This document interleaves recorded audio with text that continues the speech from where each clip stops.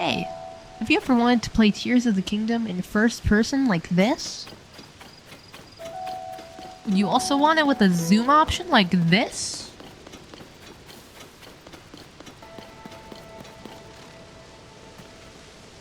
Well, here is how you do this first person glitch.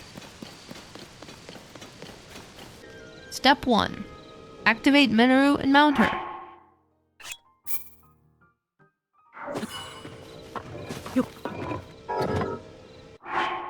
Step 2.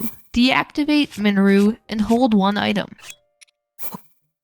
Step 3. Watch 2 memories.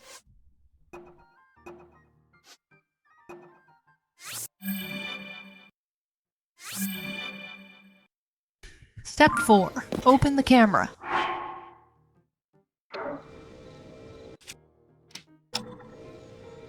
Step 5.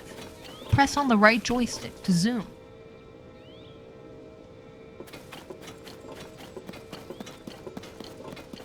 Thank you for watching my tutorial. If you liked it, please subscribe. Thank you.